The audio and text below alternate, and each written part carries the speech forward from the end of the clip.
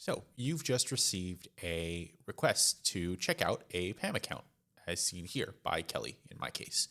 I'm going to go ahead and show you all the ways that you can do that through the Devolutions server or the Devolutions Hub data source. And that will include a way of doing it through the data source itself in the web interface.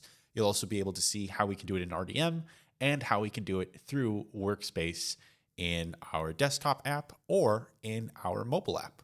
To start with, in Devolution Server, it's very simple. What you're going to want to do is go ahead and click on the messages here.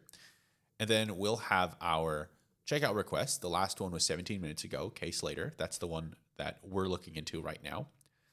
And we can click it. And right away, we get an overview of what Kelly has requested. So she would like access to the Dartmouth domain admin account. Currently, the status of the request is pending. The duration for the checkout would be for 20 minutes. She's given us a ticket number and told us that she needs access.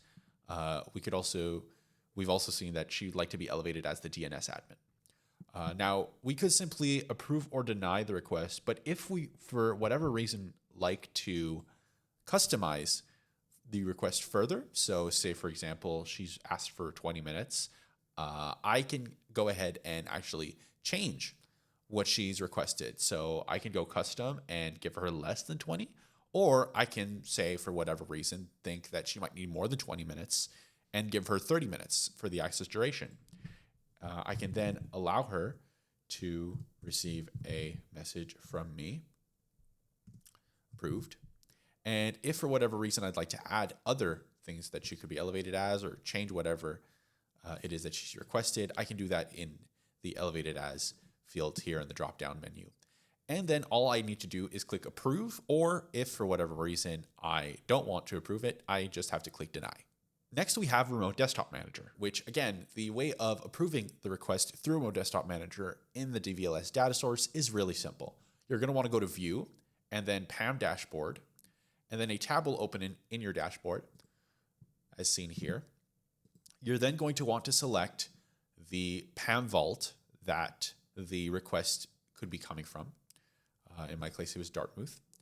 And from here, I'll be able to actually approve the request by simply clicking approve. Next, we have Workspace Desktop Edition. I am able to, very much like in the web interface, go to my messages, and just like in the Devolution Server web interface, click it here, and then I can view details, and it's legitimately exactly the same thing. So there shouldn't be any confusion as to how it works. It really is exactly like in Devolution Server on the web interface. Lastly, you can also go to the PAM tab at the bottom of your screen in Workspace Mobile. Simply click PAM, and then you will go to your checkouts. And then here we have our DA domain admin from 22 minutes ago. It's the same request as earlier at the start of the video. We can select it.